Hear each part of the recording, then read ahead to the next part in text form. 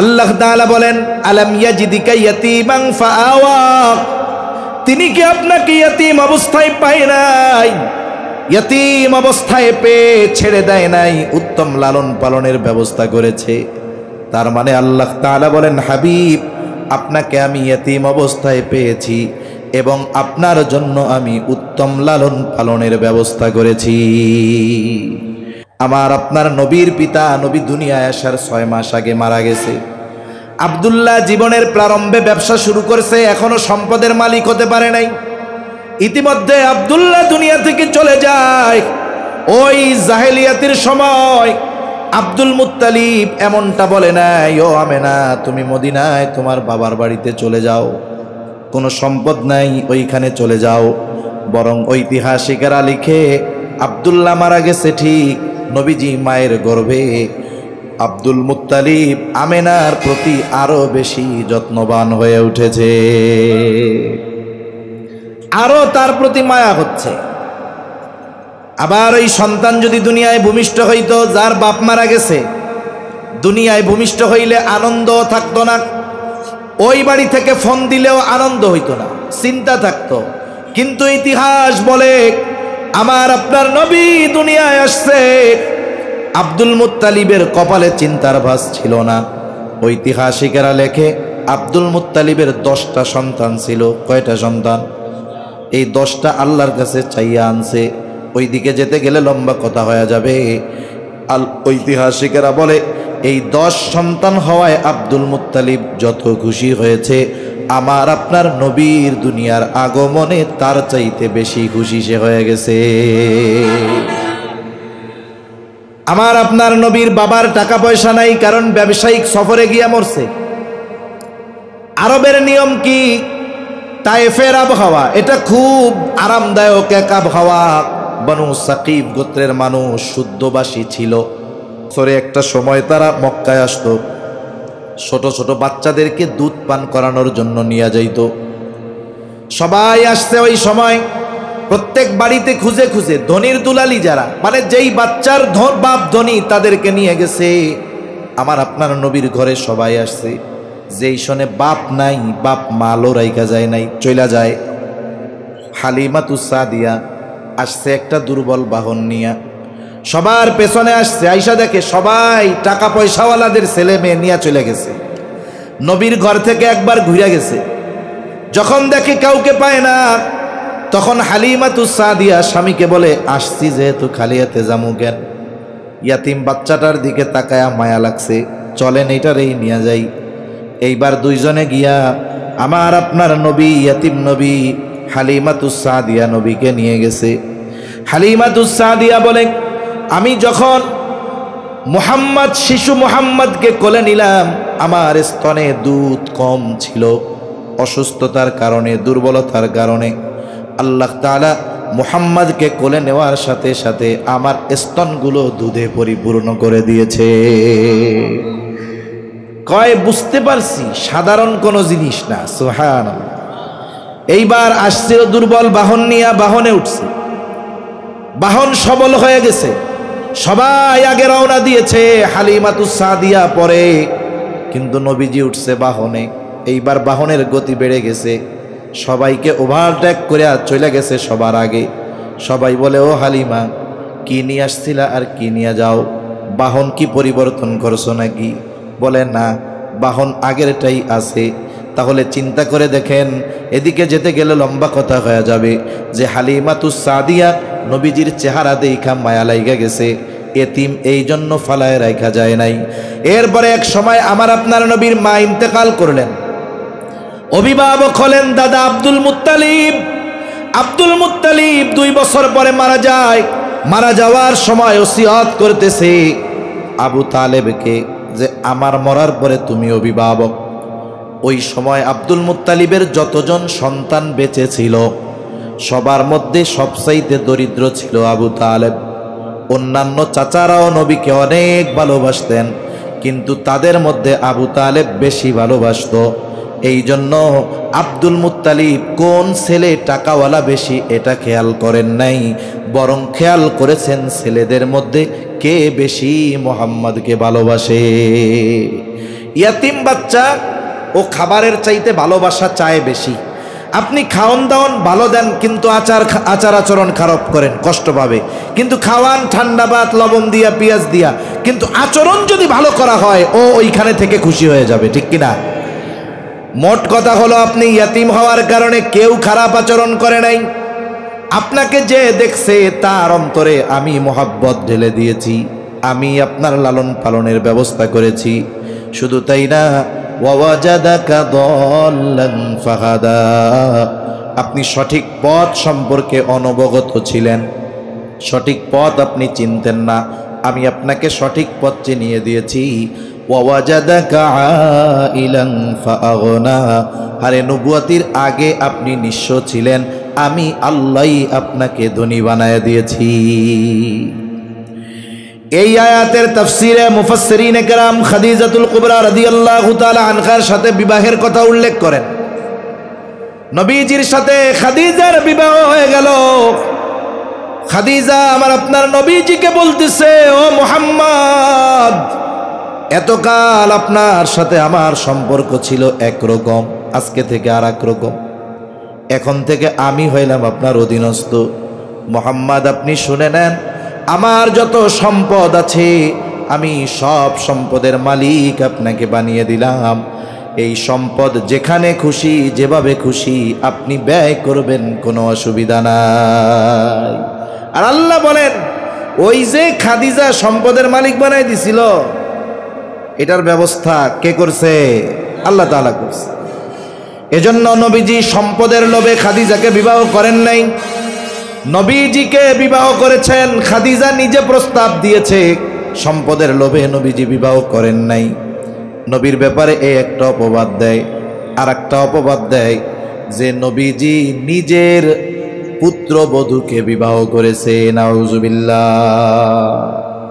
হযরত যায়েদ রাদিয়াল্লাহু তাআলা আনহু, উনি প্রথমে খাদিজা রাদিয়াল্লাহু তাআলা আনহুর গোলাম ছিলেন। যায়েদকে কিনে আইনা দিছে বাজার থেকে খাদিজার এক ভাই। যায়েদ গেছে হারায়া, আর একদল দুষ্টু মানুষ যায়েদ রে পেয়ে বাজারে নিয়ে গোলাম হিসাবে বিক্রয় করে দিছে। এখন এই বাচ্চা গোলাম রে কিনে আইনা খাদিজার এক ভাই খাদিজারে হাদিয়া দিছে। নবীজির সাথে বিবাহের পরে যায়েদের আচার আচরণ ভালো, আদব লেহাজ ভালো, নবীজিকে হাদিয়া দিয়ে দিছে যে ধরেন এটা আপনারে দিয়া দিলাম যায়েদকে। এই দিক দিয়া যায়েদের মা বাবা খুঁজতেছে, পোলা কই গেল, খুঁজে খুঁজে পায় না। এই যে ইদানিং দেখতেছি, প্রায় দেখি বাচ্চা হারাইতেছে, ছোট বাচ্চারা হারিয়ে যাচ্ছে, হয়তো অপহরণকারী নিয়ে যাচ্ছে।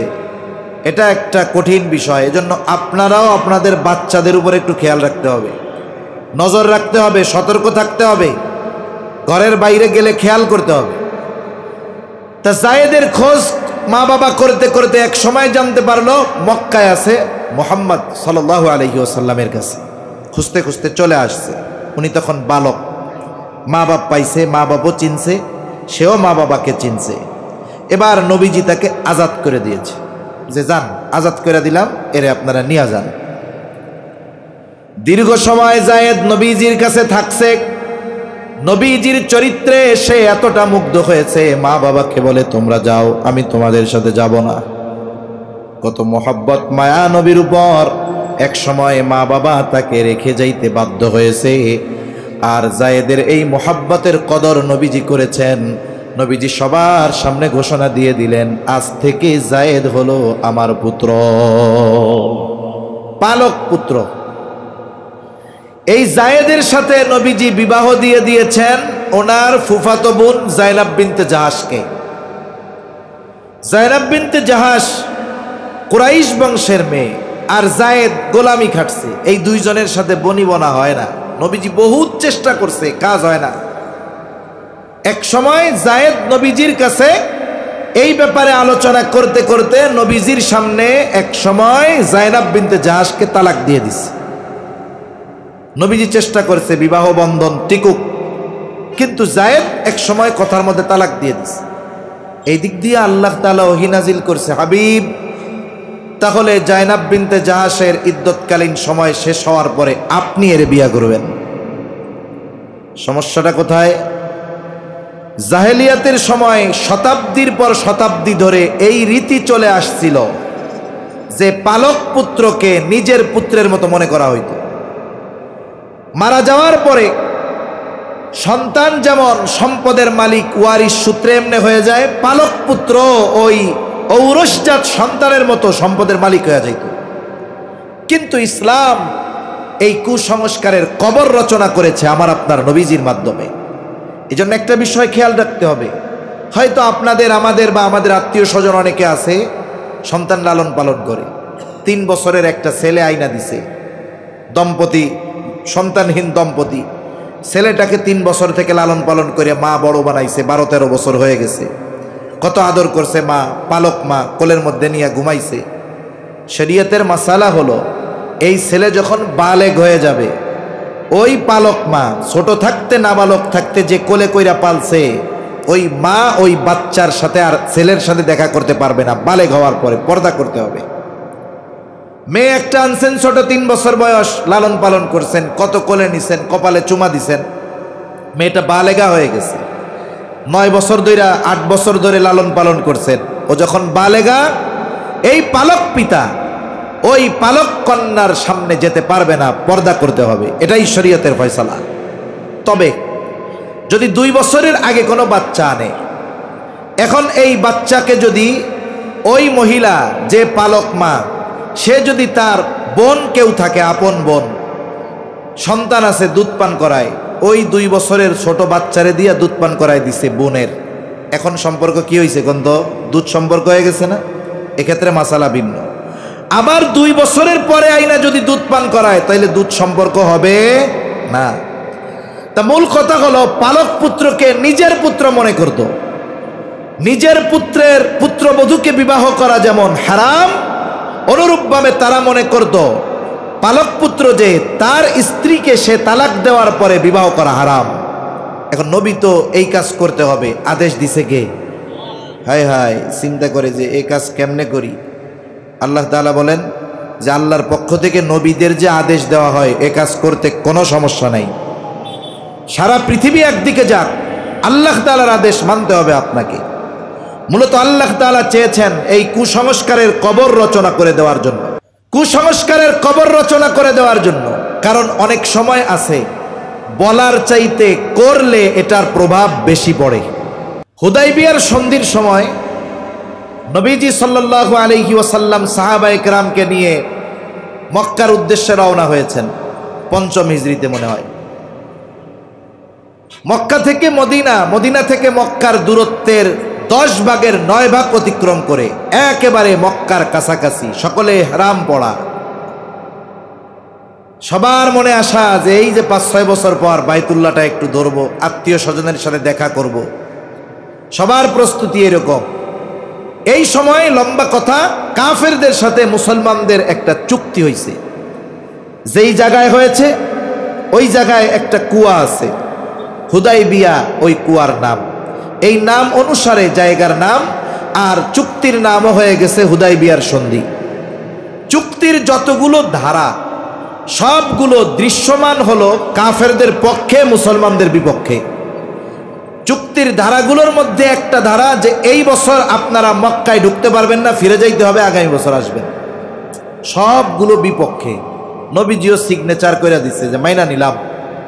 যদিও দেখা যায় এই চুক্তিতে প্রকাশ্যে কাফেররা বিজয়ী হয়েছে, কিন্তু আল্লাহ তাআলা জানায় দেন না, দেখা যাচ্ছে ওইটা, কিন্তু বিষয়টা ভিন্ন। ঠিক কিনা বলেন? এখন সাহাবায়ে কেরাম মন খারাপ বৈশা আছে। নবীজি তাদের সামনে গিয়া বললেন, তোমরা মাথা মুন্ডিয়ে ফেলো এবং যার কাছে যেই প্রাণী আছে এটাকে কোরবানি করে ফেলো, জবাই করে ফেলো। এই কথা নবী সাহাবায়ে কেরামকে 3 বার বলছে। কয়বার? ওনারা জাগায় অবস্থান, একটু নড়েও না চড়েও না, হুহা কিচ্ছু বলে না। অথচ নবীজি কোনো কথা 3 বার বলা লাগে না, একবার বললে সাহাবায়ে কেরাম জীবন দেওয়ার জন্য প্রস্তুত। এই অবস্থা দেখে নবীজি আর তাদের কিছু বলেন নাই। ওই সফরে নবীজির সাথে ছিলেন উম্মে সালামা রাদিয়াল্লাহু তাআলা আনহা। নবীজি উম্মে সালামা রাদিয়াল্লাহু তাআলা আনহার কাছে গিয়ে বলে, উম্মে সালামা ঘটনা তো এইরকম।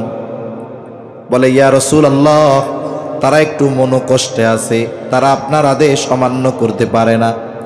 আপনি এক কাজ করেন, আপনার জন্তুটা নিয়ে তাদের সামনে আপনি নিজে জবাই করে দেন, কিছু বলার দরকার নাই। নবীজি এইবার নিজের জন্তুটা নিয়ে তাদের সামনে নিয়ে যখন জবাই দিয়ে দিল, কিছুই বলা লাগে নাই, সকলে উঠে গেল, মাথা মুন্ডায় ফেলল, সাথে থাকা পশুগুলোকে তারা কোরবান করে দিল।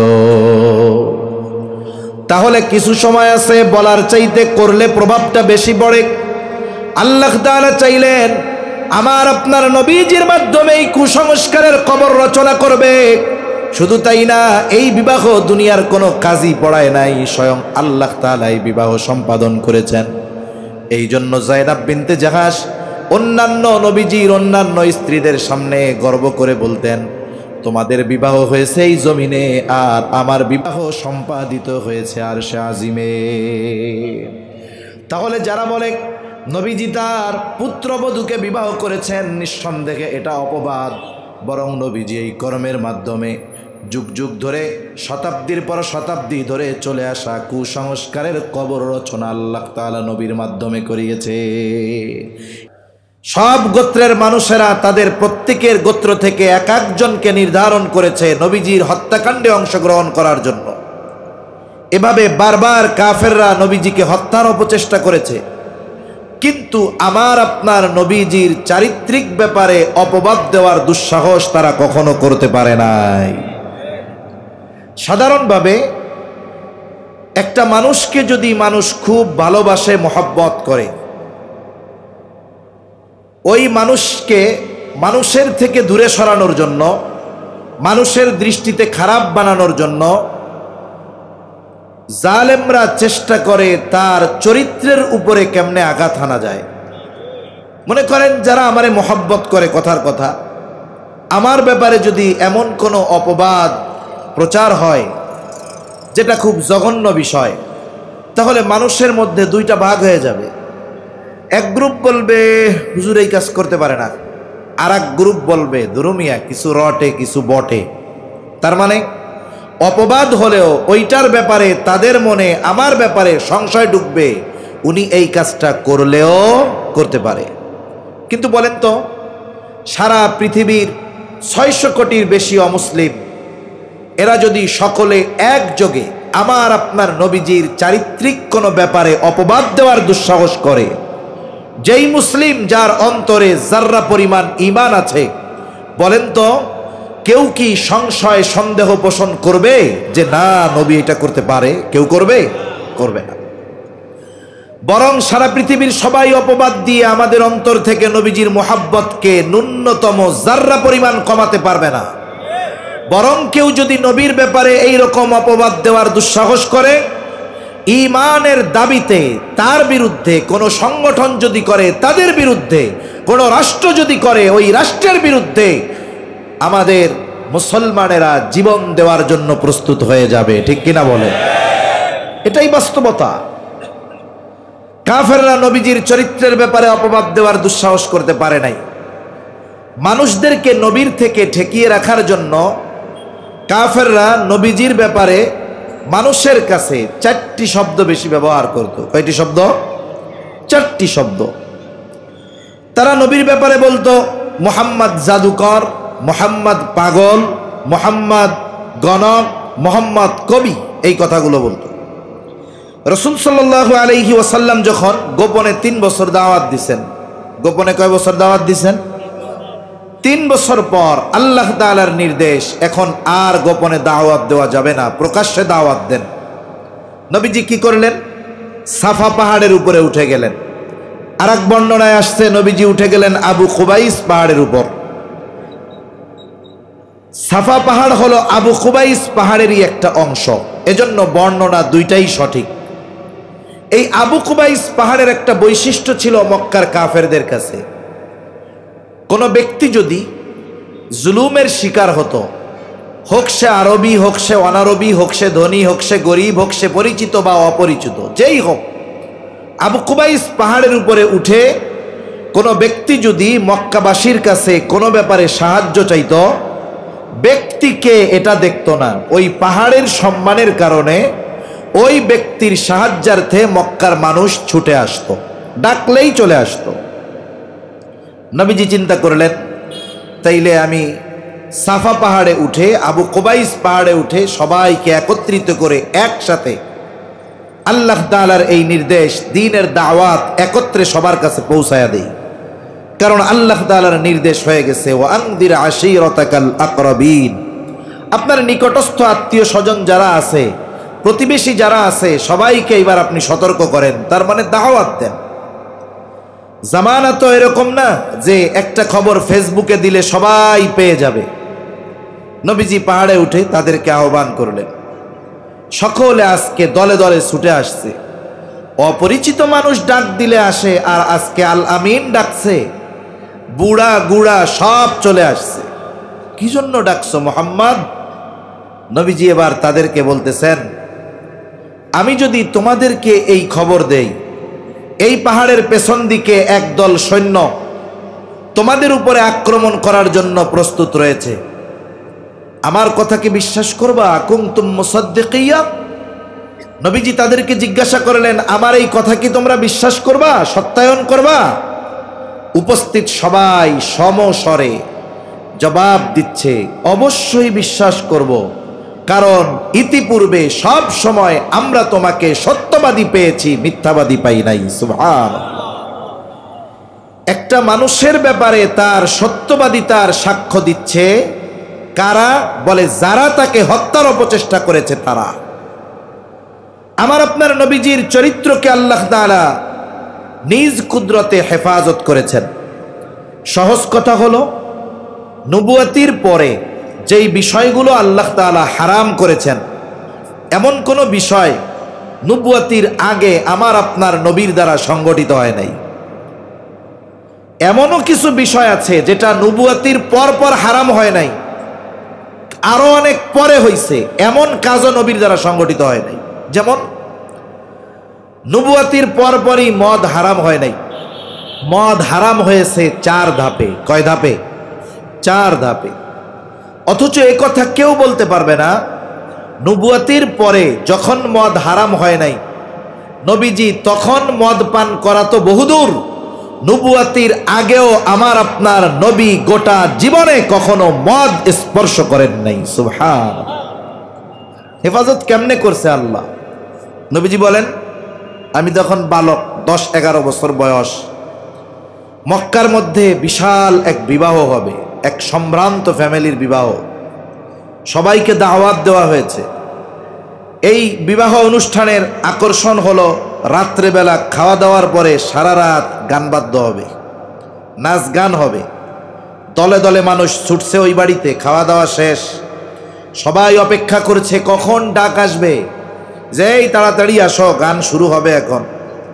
সবাই অপেক্ষা করতেছে। ইতিমধ্যে একজন ঘোষণাকারী ঘোষণা দিচ্ছে যে তোমরা সবাই অমুক স্থানে একত্রিত হও, ওই জায়গায় একটু পরেই নাচ গান শুরু হবে। সবাই দৌড় শুরু করছে, কে কার আগে গিয়ে বসবে, কারণ দেখতে হবে, শুনতে হবে কাছের থেকে।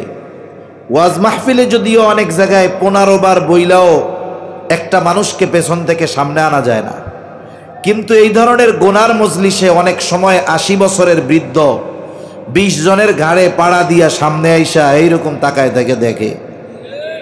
যদি আমার যুবক ভাইরা বলে, কি কাম করতেছেন, এটা কি ভালো কাম? কয়, তোরা তো বাইসা থাকলে দেখতে পারবি, আমার হায়াত শেষ, একটু দেখা লই।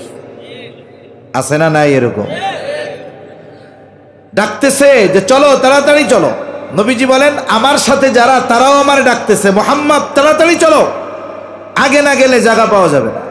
নবীজি বলেন, ওরা তো আমাকে ডাকতেছে, আর ইতিমধ্যে আমার গোটা শরীর অবশ হয়ে 2 চোখ জুড়ে ঘুম চলে আসছে।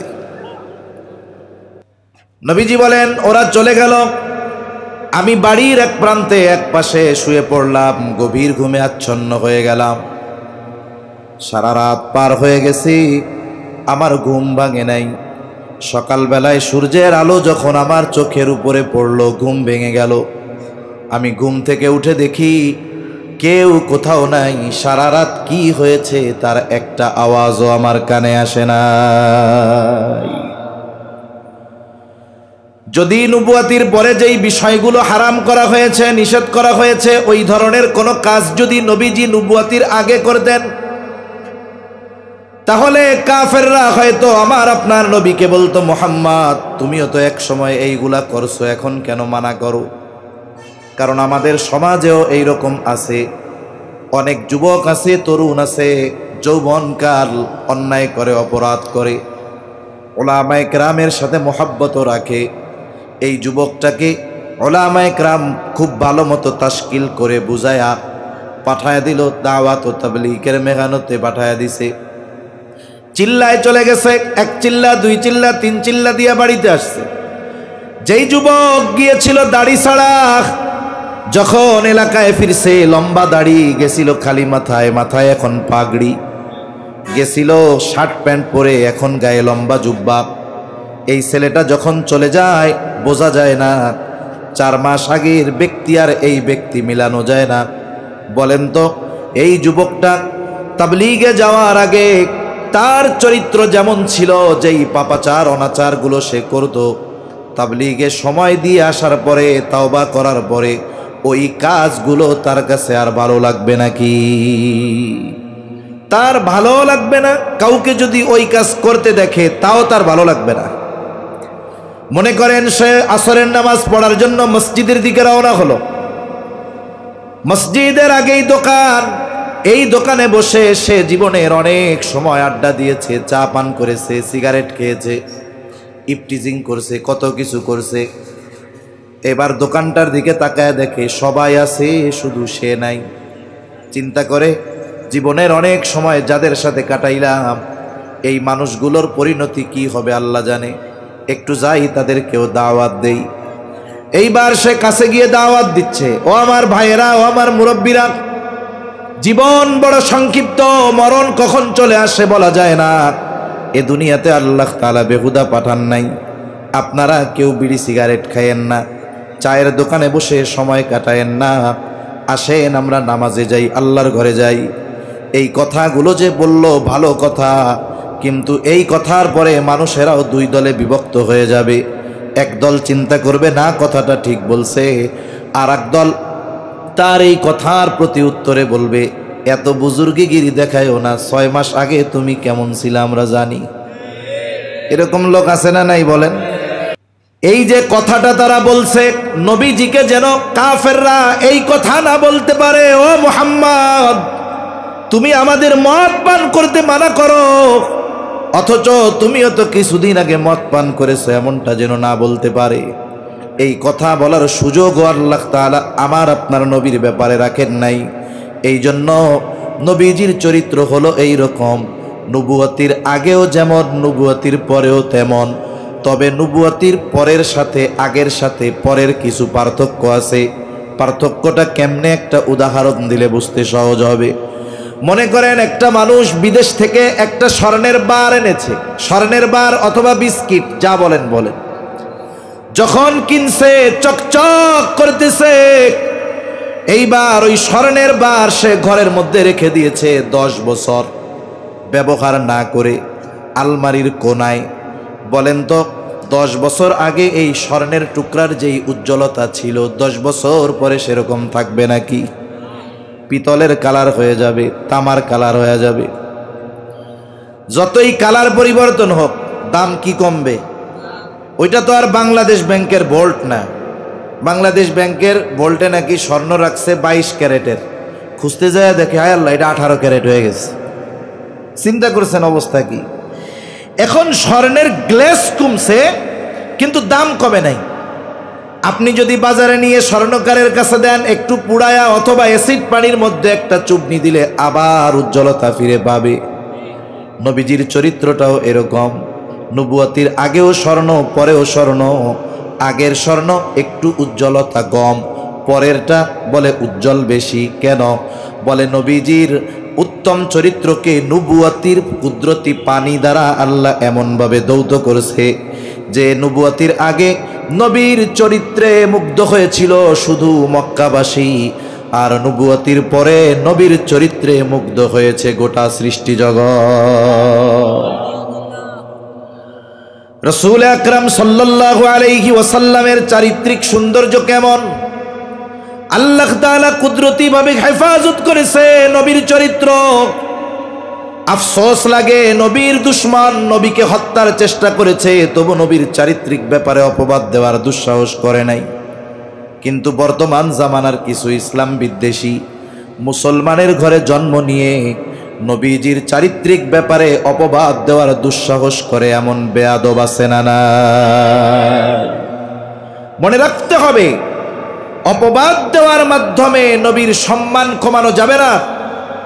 এরপরেও ওরা নবীর বিরুদ্ধে যেই সমস্ত বিষয়ে উত্থাপন করে অপবাদ দেওয়ার দুঃসাহস করে, এর মধ্যে একটা হলো তারা বলে নবীজি সম্পদ লোভী ছিল। নাউজুবিল্লাহ। এই জন্যই তো 25 বছরের যুবক 40 বছরের একজন নারীকে বিয়ে করছে, আবার যার আগে 2টা বিবাহ হয়েছিল। অথচ ইতিহাস কি বলে? নবীজি সম্পদের লোভে বিয়ে করছে? খাদিজাতুল কুবরা রাদিয়াল্লাহু তাআলা আনহা, বরং খাদিজা রাদিয়াল্লাহু তাআলা আনহা নবীর চরিত্রে মুগ্ধ হয়ে বিবাহের প্রস্তাব ওনার পক্ষ থেকেই গেছে। খাদিজার বয়স তখন 37 বছর। এর আগে 2 জন স্বামী ওনার ইন্তেকাল করেছে। খাদিজা নিয়ত করছে আর বিবাহ শাদী করব না, এভাবে জীবন কাটায় দিব।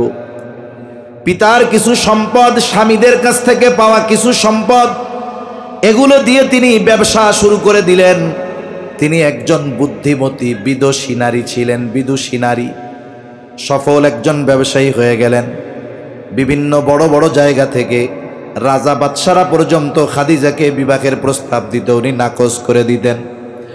সফল একজন ব্যবসায়ী খাদিজা। শুধু তাই না, খাদিজার উপাধি ওই জাহেলিয়াতের সময়ের খারাপ মানুষগুলো দিয়েছিল তহেরা, পুত পবিত্রা। খাদিজা 37 বছর বয়স। এই সময় সে তার ব্যবসার সবচাইতে বড় কাফেলা পাঠাবে সিরিয়ায়। একজন বিশ্বস্ত মানুষ খুঁজতেছে, কোথায় পাওয়া যায়। এক্সপোর্ট ইম্পোর্টের ব্যবসা ছিল খাদিজার।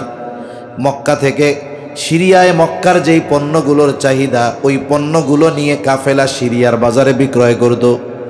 আবার সিরিয়ার যেই পণ্যগুলোর চাহিদা মক্কায়, ওই পণ্যগুলো সিরিয়া থেকে কিনে এনে খাদিজা মক্কার বাজারে বিক্রয় করাতেন। এটা ছিল তার ব্যবসা। এখন এই কাফেলার দায়িত্ব কাকে দেওয়া যায় সে খুঁজতেছে, কাউরে পায় না। আবু তালেব জানতে পারলো যে খাদিজা একজন বিশ্বস্ত মানুষ খুঁজতেছে কাফেলার দায়িত্ব দেওয়ার জন্য।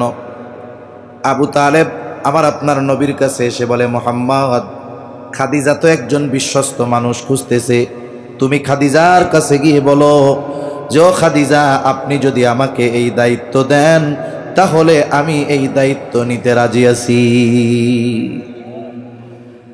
চাচা বলতেছে, তুমি গিয়ে বলো যে আমি দায়িত্ব নিতে চাই। আর নবী কি বলে? আমি দায়িত্ব চাইয়া নিতে পারবো না। যদি খাদিজা আমাকে প্রস্তাব দেয় তাইলে ভিন্ন কথা। কারণ দায়িত্ব চেয়ে নেওয়া আর দায়িত্ব চাপায়া দেওয়া দুটো বিষয় কিন্তু এক নয়। মনে করেন কোনো বিষয়ের দায়িত্ব যদি আমি আপনাদের কাছ থেকে জোর করে চেয়ে নিই, যেই দায়িত্বটা আমারে দেন, আমারে দেন। এখন ওই দায়িত্ব পালন করতে গিয়ে যদি কোনো ত্রুটি বিচ্যুতি হয়, আপনারা আমাকে জামাতবদ্ধ হয়ে বেশি কথা বলবেন। দূর হুজুর, ওনার কাম হইল ওয়াজ করা, নামাজ পড়ানো, মাদ্রাসায় পড়ানো, ওনার এই দায়িত্ব নিতে কইছে কে? তার মানে আমি যদি দায়িত্ব চেয়ে নেই আর যদি ওই দায়িত্ব পালনে ত্রুটি বিচ্যুতি হয়ে যায়, স্বাভাবিক আপনারা বেশি কথা বলবেন, এটাই স্বাভাবিক। কিন্তু আপনারা যদি আমার উপরে জোর করে দায়িত্ব চাপায়া দেন, তাহলে যদি কোনো ত্রুটি অনাকাঙ্ক্ষিত হয়ে যায়, আপনারা কিছু বলার আগে আমি জোর গলায় বলবো, দায়িত্ব দিছেন কেন? ঠিক কিনা বলেন? আমি কি চাইছি? দিছেন কেন? এজন্য দায়িত্ব দেওয়া আর দায়িত্ব চেয়ে নেওয়া এক নয়। আবু তালেব চলে গেছে খাদিজার কাছে গিয়ে বলে, ও খাদিজা, আপনি নাকি এমন একজন ব্যক্তি খুঁজতেছেন, আমার ভাতিজা যদি মুহাম্মদ এই দায়িত্ব নেয় কেমন হয়? খাদিজা চিন্তা করছিল মুহাম্মদ মনে হয় এই দায়িত্ব নিবে না। কিন্তু যখন চাচার মুখে এই কথা শুনছে, খাদিজার চেহারা থেকে চিন্তার ছাপ দূর হয়ে গেছে। বলে মুহাম্মদ যদি এই কাফেলার দায়িত্ব নেয় এর চাইতে উত্তম আর কোনো কিছুই হতে পারে না। তা খাদিজারও আগ্রহ আছে। এই সুযোগে আবু তালেব বলে যে আপনি যদি ওনারে প্রস্তাব দেন দায়িত্ব নেওয়ার ব্যাপারে তাইলে হয়তো দায়িত্ব নিতে পারে। খাদিজা কি বলে? খাদিজা বলতেছে, আবু তালেব, মুহাম্মদ ব্যতীত অন্য কারো ব্যাপারে যদি আপনি এই কথা বলতেন কখনোই আমি অন্য কাউকে প্রস্তাব দিতাম না, কিন্তু যেহেতু মুহাম্মদ আমার কোনো অসুবিধা নেই। এইবার খাদিজা আমার আপনার নবীকে প্রস্তাব দিলেন। নবী যখন দায়িত্ব চাপায়া দেওয়া হলো, অফার করা হলো, দায়িত্ব নিলেন, কাফেলা রওনা হয়ে যাবে। এই কাফেলার খেদমতের জন্য একজন ব্যক্তিকে নিয়োগ দেওয়া হলো, তার নাম হলো মাইসারা। খাদিজার এত বিশ্বস্ত একজন গোলাম যে তাকে বলা হতো খাদিজার চোখ, তার মানে তার দেখা আর খাদিজার দেখা সেম, এত বিশ্বাস করতো খাদিজা তাকে। খাদিজা বইলা দিল, মাইসারা, পুরা জামাতের সকলের খেদমতের দিকে খেয়াল রাখবা, খেদমত করবা, বিশেষ করে মুহাম্মাদের ব্যাপারে বেশি খেয়াল রাখবা। সফর শুরু হয়েছে। নবীজি মক্কা থেকে যেই পণ্যগুলো সিরিয়ায় নিয়ে গেছেন ওইগুলো প্রায় দ্বিগুণ লাভে বিক্রয় করছেন। আবার সিরিয়া থেকে মক্কায় যেই পণ্যগুলো নিয়ে আসছেন এগুলো মক্কার বাজারে প্রায় দ্বিগুণ লাভে বিক্রয় করেছেন। খাদিজার ব্যবসার ইতিহাসে সবচাইতে বড় প্রফিট আসছে এই সময়। এইবার সফরের কারগুজারি শুনতেছে মাইসারার কাছ থেকে, সব ঘটনা শুনছে।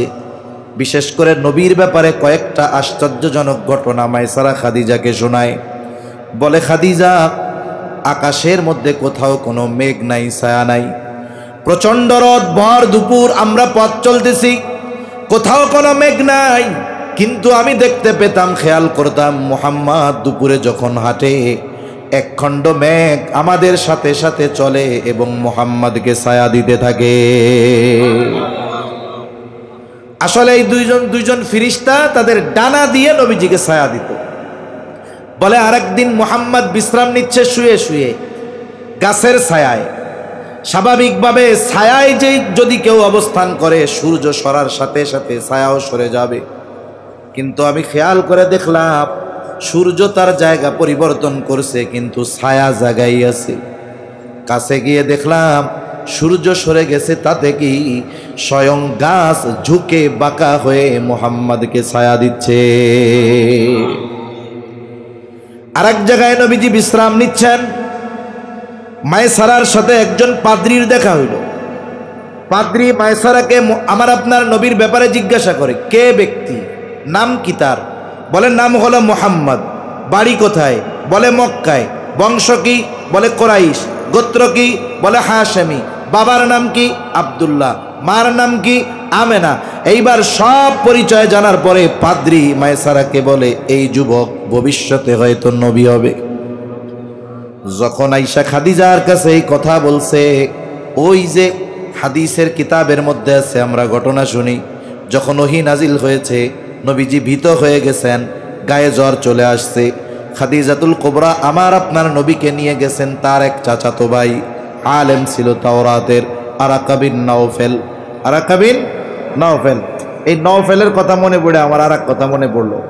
এই বাংলাদেশে হিন্দুত্ববাদীদের একটা সংগঠন আছে, মনে রাখবেন, হিন্দু আর হিন্দুত্ববাদের মধ্যে তফাৎ আছে। এদেশে যারা সনাতনী হিন্দু এরা উগ্র নয়, এরা শতাব্দীর পর শতাব্দী এই ভারতীয় উপমহাদেশে মুসলমান হিন্দু সহ অবস্থান করতেছে, ঠিক কিনা বলেন? শতাব্দীর পর শতাব্দী। যদি মুসলমান এবং হিন্দুদের মধ্যে এই হৃদ্রতা, সহানুভূতিশীলতা যদি না থাকতো, এই উপমহাদেশ 800 বছর মুসলমানেরা শাসন করেছে, এই উপমহাদেশে হিন্দুদের সংখ্যা বেশি হতো না। মুসলমান শাসকেরা শেষ করে দিতে পারতো হিন্দুদের, কিন্তু তা হয় নাই, বরং দিন গেছে সংখ্যা তাদের আরো বেড়েছে। কিন্তু কিছু বিষয় আছে যে অনেক সাধারণ হিন্দু যারা এরাও বোঝে না। দাঙ্গা সৃষ্টি করার জন্য বর্তমান দুনিয়ায় ইহুদিদের পেইড এজেন্ট হিন্দুদের লেবাসে যেই হিন্দুত্ববাদী সংগঠন আছে এটার নাম হলো ইসকন। এটার নাম কি? ইসকন। এরা কিন্তু যারা সনাতনী হিন্দু এদের উপরে জুলুম চালায়। মাঝে মধ্যে খবরে দেখবেন এই ইসকন সনাতনীদের এই মন্দির দখল দিয়েছে। ওদের কাজ হলো এইগুলো করা। বাংলাদেশের একটা বই আছে, এটা বাংলাদেশের সাবেক গোয়েন্দা বিভাগের একজন প্রধান লিখেছেন। এখানে উনি লিখেছেন যে এই যে ইসকন, আমরা যদিও মনে করি এটা হিন্দুদের সংগঠন, বলেন এর উপমহাদেশের হেডকোয়ার্টার হলো আমাদের পার্শ্ববর্তী দেশ ভারতের নদিয়ায়, কিন্তু এটা প্রতিষ্ঠিত হয়েছে কবে? আমেরিকাতে 1966 সালে। যিনি এই সংগঠন প্রতিষ্ঠা করেছেন তিনি হিন্দু ধর্মে দীক্ষিত নয়, তিনি আমেরিকায় লেখাপড়া করেছেন এবং ওইখানে ওনার ইহুদিদের সাথে অনেক সম্পৃক্ততা, মোহাব্বত, ভালোবাসা ছিল। ইহুদিদের ফর্মুলা অনুসরণ করে হিন্দুত্ববাদের লেবাসে ইহুদিদের পরামর্শে এই ইসকন পরিচালিত হয় এবং ওরা যেখানেই যায় শান্তি, মানুষের অগ্রগতি, মানুষের মধ্যে যে সহানুভূতিশীলতা, এগুলোকে বিনষ্ট করার পায়তারা ওরা করে। ঠিক কিনা বলেন? এদেরকে লাই দেয় কারা? প্রমোট করে কারা? ওরা এত সাহস পাইতো না। যারা প্রমোট করেছে অতীতে, এদের মধ্যে একজনের নাম হলো নওফেল। চিনেননি সেই নওফেল? চিটাগাং বাড়ি তার, শিক্ষা প্রতিমন্ত্রী ছিল। ইসকনের মন্দিরে গিয়ে গেরুয়া পতাকা গলায় ঝুলিয়ে সে খুব গর্বের সাথে বলেছিল, আমি ইসকনের প্রতিষ্ঠানে পড়ালেখা করেছি। তার মানে আমরাও খবরে দেখলাম এই যে চট্টগ্রামে ওই উগ্র জঙ্গি হিন্দুত্ববাদ প্রতিষ্ঠা করতে চায় যেই সংগঠন ইসকন, ওরা এই যে উস্ফালন ওদের, লাফালাফি ওদের, এর পেছনে ইন্ধন যোগাচ্ছে এই নওফেল। এই নওফেল ইন্ধন জুগিয়ে একটা দাঙ্গা লাগানোর চেষ্টা করতেছে। দাঙ্গা লাগাতে পারলে কয় লাভ? এক লাভ হলো ভারতের ফুল সাপোর্ট পাওয়া যাবে। এই বাহানা দিয়ে হয়তো ভারতীয়রা আমাদের উপরে চাপ সৃষ্টি করবে। 2 নাম্বার, এই বিষয়টাকে সামনে নিয়ে আন্তর্জাতিক মিডিয়ায় প্রচার করবে, আমেরিকার প্রেসিডেন্টকে দেখাবে যে দেখো আগেই ভালো ছিলাম। কি বলবে? আগেই ভালো ছিলাম, দেখো কি করতেছে, মাইরা আমাকে শেষ করে দিতেছে। মনে রাখবেন, মানুষ অনেক সময় প্রতিপক্ষকে ফাঁসানোর জন্য নিজের ঘরে আগুন দিতেও দ্বিধাবোধ করে না। এজন্য আমরা যারা মুসলমান আছি আমাদেরকে সতর্কতার সাথে অগ্রসর হতে হবে।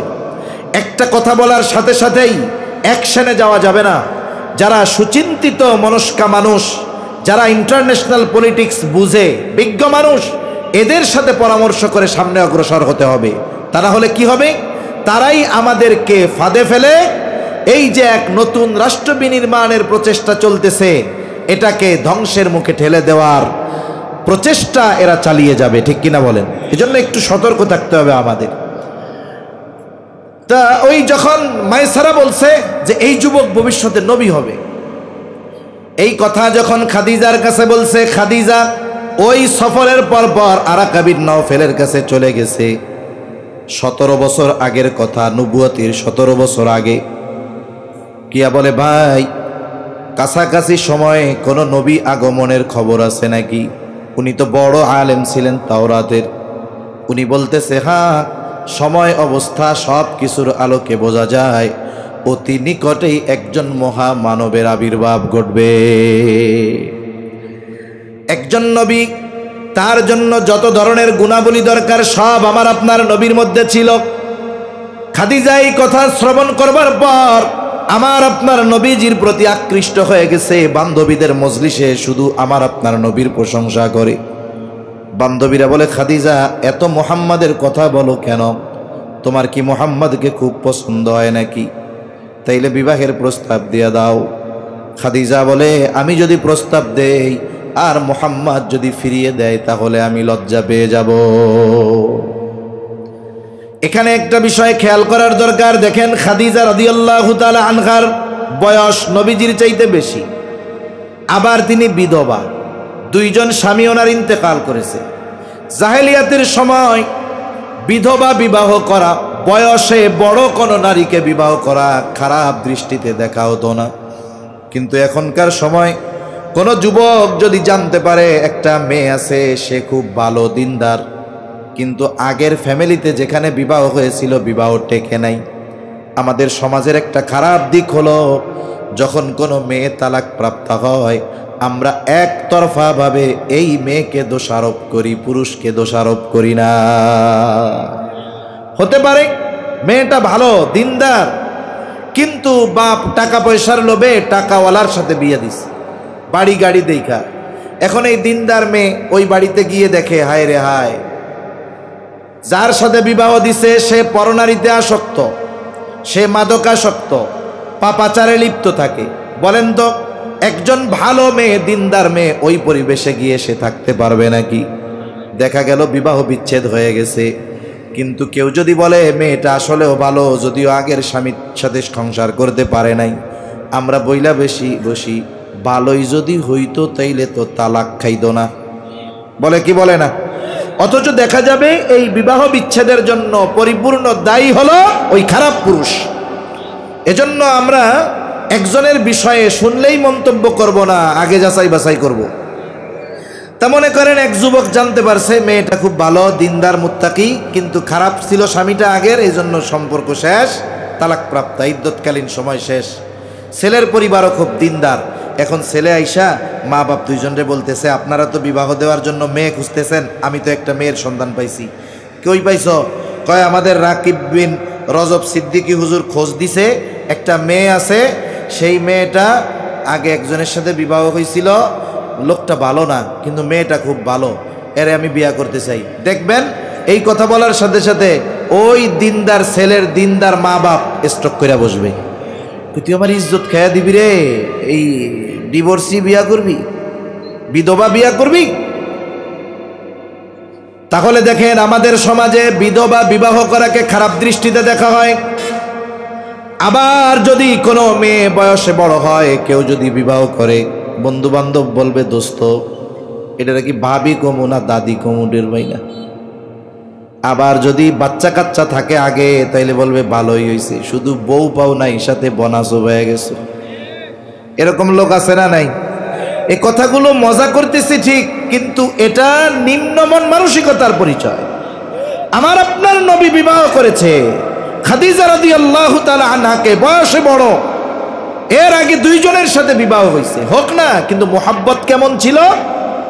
খাদিজা যতদিন জীবিত ছিলেন নবী অন্য কাউকে স্ত্রী হিসাবে গ্রহণ করেন নাই, বরং নবীজি বলতেন, খাদিজা যদি জীবিত থাকতো আমি তাহলে স্ত্রী হিসাবে আর কাউকে গ্রহণ করতাম না। কত মোহাব্বত, কত ভালোবাসা। খাদিজা বলে, আমি যদি প্রস্তাব দেই, মোহাম্মদ যদি ফিরিয়ে দেয় লজ্জা পাবো। বান্ধবী বলে, তাইলে আমি প্রস্তাব দিয়ে দেই। বলে, তুমি মোহাম্মদের মনোভাব জানো যে সে বিবাহ করতে রাজি কিনা, কিন্তু আমার বিষয়টা গোপন রাখবা। বান্ধবী চলে গেছে আমার আপনার নবীর কাছে। ইতিমধ্যে সময় অনেক কেটে গেছে, নবীজির বয়স 25-এর কোঠায়। গিয়ে বলে, ও মুহাম্মদ, বিবাহ কি করবা না? বয়স তো কম হলো না। নবীজি বলে, বিয়া করব কেমনে, আমার তো টাকা পয়সা নাই, সম্পদ নাই, আমি দরিদ্র গরিব। এইবার মেয়েটা বলে, যদি কেউ স্বেচ্ছায় তোমার সব খরচ বহন করতে রাজি হয়, তাহলে তুমি বিবাহ করতে রাজি আছো নাকি? নবীজি বলে, আমার চাচা আছে, চাচারে গিয়া বলো। আবু তালেবের কাছে প্রস্তাব দেওয়া হলো। লম্বা ইতিহাস। এক সময় আমার আপনার নবীজির সাথে খাদিজার বিবাহ হয়ে গেল। এখন থাকেন এই জায়গায়, আমরা একটু আরেক জায়গা থেকে একটু আলোচনা করি। পবিত্র কোরআনুল কারীমের একটা প্রসিদ্ধ সূরা, সূরাতুদ দুহা। মূলত এই সূরার মধ্যে আল্লাহ তাআলা আমার আপনার নবীকে প্রদত্ত নবুয়তির আগে গুরুত্বপূর্ণ 3টা নেয়ামতের কথা উল্লেখ করেছেন। কয়টা নেয়ামত উল্লেখ করার কারণ কি? বলে, নবীজি একদিন অসুস্থ, তাহাজ্জুদের জন্য উঠতে পারেন নাই, কয়েকদিন অসুস্থ। জিবরাইল আলাইহিস সালামও আসে না। ওই সময়টা ছিল ফিতরাতে ওহির সময়, তার মানে ওহি আসা কিছুকাল বন্ধ ছিল। এইবার যখন নবীজিও উঠতে পারেন নাই, নবীজির এক প্রতিবেশী দুষ্টু মহিলা, সে বলতেছে, দেখ, মুহাম্মাদের মালিক মুহাম্মাদের উপরে অসন্তুষ্ট, মুহাম্মাদের রব মুহাম্মদকে পরিত্যাগ করেছে, ছেড়ে দিয়েছে, শয়তানটাও তার কাছে আসে না, তার মানে জিবরাইল আলাইহিস সালামও তার কাছে আসে না। এই কথাগুলো যখন বলছে, নবীজি স্বাভাবিক কষ্ট পেয়েছে। আর নবীজিকে সান্ত্বনা দিতে গিয়ে আল্লাহ তাআলা এই সূরা নাজিল করেছে। আল্লাহ তাআলা শপথ করে বলতেছে, ওয়াদ-দুহা ওয়াল-লাইলি ইযা সাজা। আল্লাহ তাআলা বলেন প্রভাতের শপথ, ওয়াল-লাইলি ইযা সাজা, রাত্রির শপথ যখন তা অন্ধকারাচ্ছন্ন হয়ে যায়। আরে ওরা তো বলে আপনার রব আপনার উপরে অসন্তুষ্ট, আপনাকে ছেড়ে দিয়েছে। কিন্তু আপনার রব কি বলে শুনেন, এই দুইটা কসম করে আল্লাহ তাআলা বলেন, মা ওয়াদ্দাআকা রাব্বুকা ওয়া মা ক্বালা। আপনার রব আপনার উপরে অসন্তুষ্ট নয়, আপনার রব আপনাকে পরিত্যাগ করে নাই। শুধু তাই না, আল্লাহ তাআলা বলেন, ওয়ালাল আখিরাতু খায়রুল লাকা মিনাল উলা। আপনি শুনে নেন, আপনার প্রতিটি পরবর্তী মুহূর্ত পূর্ববর্তী মুহূর্তের চাইতে উত্তম। তার মানে সময় পরিবর্তন হবে, আর আপনার জন্য পরবর্তী সময়গুলো শুধু কল্যাণকর হতে থাকবে। সাথে সাথে এটাও জেনে নেন, ওয়ালা সাউফা ইউতিকা রাব্বুকা ফাতারদা। আরে আপনি ওদের কথায় রাগ হন কেন, কষ্ট পান কেন? যে আপনার রব আপনাকে অচিরেই এমন কিছু দিবে, আপনি সন্তুষ্ট হয়ে যাবেন। আর নবী বলে, আমি ততক্ষণ সন্তুষ্ট হব না যতক্ষণ না আমার সব উম্মতকে জান্নাতে দেওয়া হবে। এরপরে আল্লাহ তাআলা কেমন যেন বলেন, হাবিব আমি আপনাকে নবুয়ত দেওয়ার আগে ভুলি নাই, নবুয়ত দেওয়ার আগে ছেড়ে দেই নাই, আর নবুয়তি দিয়া এত বড় জিম্মাদারি আমি আল্লাহ আপনাকে দিয়া ছেড়ে দিব, এটা হতে পারে না। শুনা নেন, আপনারে আমি নবুয়ত দেওয়ার আগে কত যত্ন করেছি। আল্লাহ তাআলা এবার বলেন, আলাম ইয়াজিদিকা ইয়াতীমান ফাআওয়া। আরে ওরা বলে আমি আপনার উপরে অসন্তুষ্ট, আপনারে ছাইড়া দিছি। আরে ওই যখন ইয়াতিম ছিলেন তখনও আপনারে ছাড়ি নাই। সুবহানাল্লাহ বলেন। আল্লাহ তাআলা বলেন, আলাম ইয়াজিদিকা ইয়াতীমান ফাআওয়া। তিনি কি আপনাকে ইয়াতিম অবস্থায় পায় নাই? ইয়াতিম অবস্থায় পেয়ে ছেড়ে দেয় নাই, উত্তম লালন পালনের ব্যবস্থা করেছে। তার মানে আল্লাহ তাআলা বলেন, হাবিব আপনাকে আমি ইয়াতিম অবস্থায় পেয়েছি এবং আপনার জন্য আমি উত্তম লালন পালনের ব্যবস্থা করেছি। স্বাভাবিকভাবে কেউ যদি ইয়াতিম হয়, ইয়াতিম হওয়ার কারণেই মানুষ তার সাথে অসদাচরণ করে, ভালো ব্যবহার করে, খারাপ ব্যবহার করে। কিন্তু আমার আপনার নবী ইয়াতিম ছিলেন ঠিক, ইয়াতিম হওয়ার কারণে কেউ আমার আপনার নবীর সাথে খারাপ আচরণ করে নাই। অনেক সময় কি হয়, একটা মেয়ে প্রেগন্যান্ট, শ্বশুর বাড়িতে আছে, আল্ট্রাসোনোগ্রাম করছে, দেখছে যে ছেলে হবে। বলেন তো, ছেলের খবর যদি দাদা শুনে খুশি হয় না বেজার হয়? 70 বছরের দাদারও তখন মনে হয় যে আমি যুবক হয়ে যাইতেছি, আমার খেলাধুলার লোক আসতেছে। দাদিও খুশি হয়, দাদি যদিও মহিলা, কিন্তু যেই শুনে পোলার পোলা হবে সেও খুশিতে লাফায় ওঠে। এখন ডেলিভারির বাকি আছে 1 মাস। হঠাৎ করে ওই যে সন্তান গর্ভে ওর বাপ মারা গেছে। বলেন তো, ছেলে হবে এই খবর শুনে দাদা যত খুশি হয়েছিল, এখন ওনার ছেলে যখন মারা গেছে খুশি আর আসেনি? দাদিও খুশি না, সব চিন্তার ভাঁজ কপালের মধ্যে। বরং চিন্তা করবে এই ছেলে দুনিয়ায় আসলে তার খরচ দিবে কে, চিকিৎসার খরচ বহন করবে কে, পাঠায়া দিবে তার বাবার বাড়িতে। বলবে আমরা তো পারবো না, বাপের বাড়ি চলে যাও। যেই সন্তানটা আনন্দের কারণ হওয়ার কথা ছিল, এখন সেটা তাদের চিন্তার কারণ হয়ে যায়। আমার আপনার নবীর পিতা নবী দুনিয়ায় আসার 6 মাস আগে মারা গেছে। আব্দুল্লাহ জীবনের প্রারম্ভে ব্যবসা শুরু করছে, এখনো সম্পদের মালিক হতে পারে নাই। ইতিমধ্যে আব্দুল্লাহ দুনিয়া থেকে চলে যায়। ওই জাহেলিয়াতের সময় আব্দুল মুত্তালিব এমনটা বলে নাই, ও আমেনা তুমি মদিনায় তোমার বাবার বাড়িতে চলে যাও, কোনো সম্পদ নাই ওইখানে চলে যাও। বরং ঐতিহাসিকেরা লিখে আব্দুল্লাহ মারা গেছে ঠিক, নবীজি মায়ের গর্ভে আব্দুল মুত্তালিব আমেনার প্রতি আরো বেশি যত্নবান হয়ে উঠেছে, আরো তার প্রতি মায়া হচ্ছে।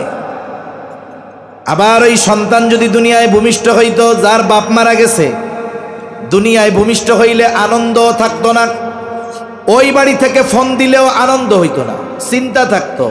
কিন্তু ইতিহাস বলে আমার আপনার নবী দুনিয়ায় আসছে, আব্দুল মুত্তালিবের কপালে চিন্তার ভাঁজ ছিল না। ঐতিহাসিকেরা লেখে আব্দুল মুত্তালিবের 10টা সন্তান ছিল। কয়টা সন্তান? এই 10টা আল্লাহর কাছে চাইয়া আনছে। ওইদিকে যেতে গেলে লম্বা কথা হয়ে যাবে। ঐতিহাসিকেরা বলে এই 10 সন্তান হওয়ায় আব্দুল মুত্তালিব যত খুশি হয়েছে, আমার আপনার নবীর দুনিয়ার আগমনে তার চাইতে বেশি খুশি সে হয়ে গেছে। আমার আপনার নবীর বাবার টাকা পয়সা নাই, কারণ ব্যবসায়িক সফরে গিয়া মরছে। আরবের নিয়ম কি?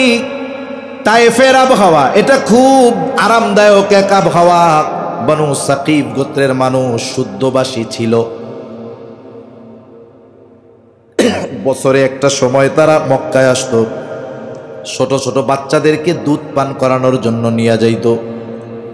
সবাই আসছে ওই সময়, প্রত্যেক বাড়িতে খুঁজে খুঁজে ধনির দুলালি যারা, মানে যেই বাচ্চার বাপ ধনী তাদেরকে নিয়ে গেছে। আমার আপনার নবীর ঘরে সবাই আসছে, যেই শোনে বাপ নাই, বাপ মালও রাইখা যায় নাই, চইলা যায়।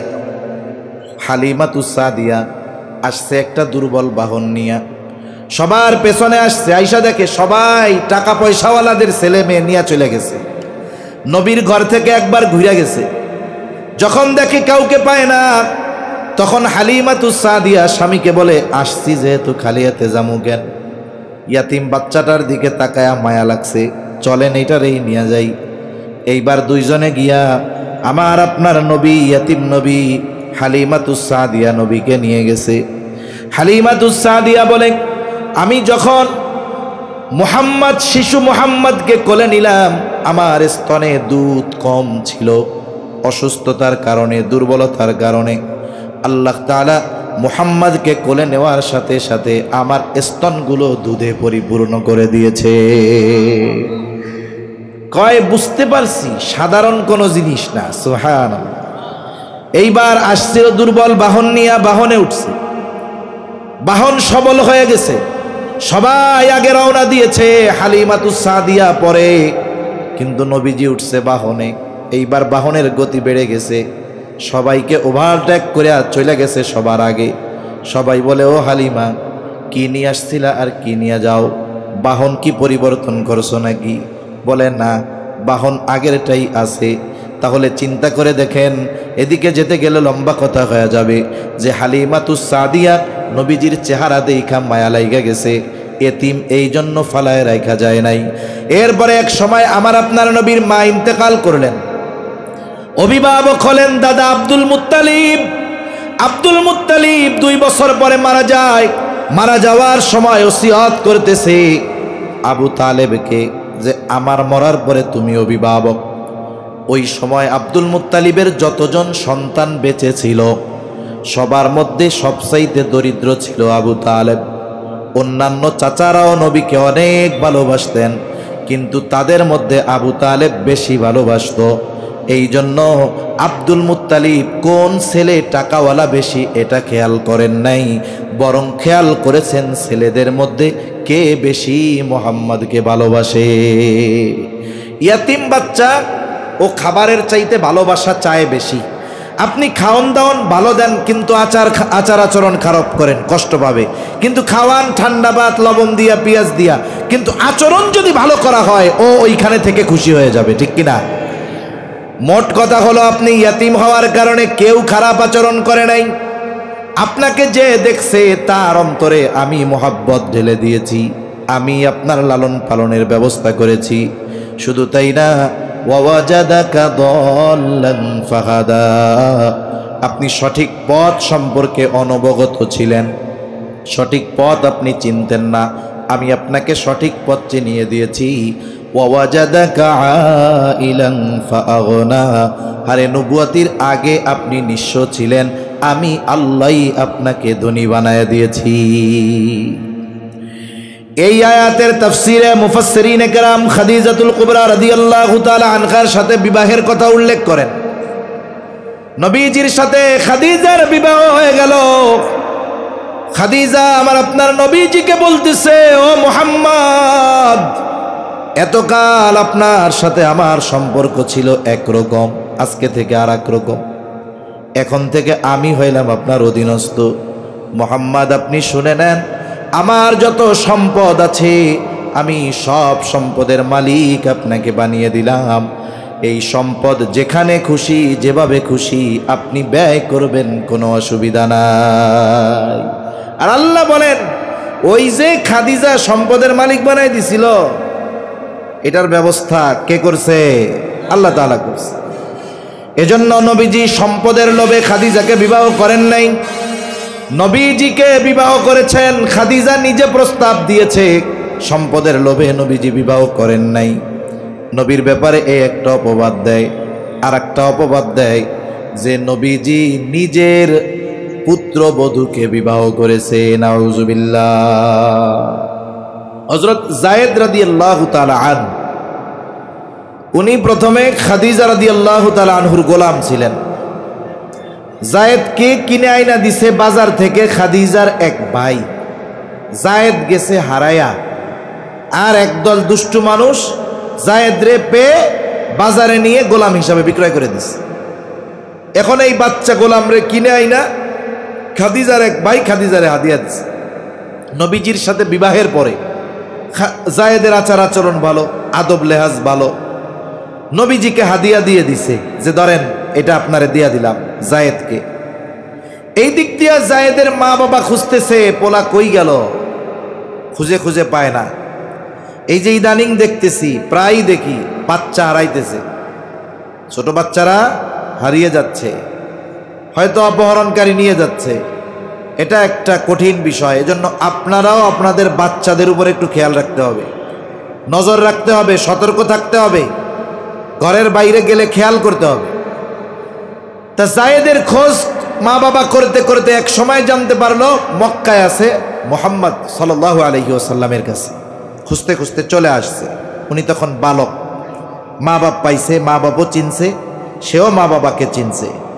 এবার নবীজি তাকে আজাদ করে দিয়েছে, যে যান, আজাদ করে দিলাম, এরে আপনারা নিয়ে যান।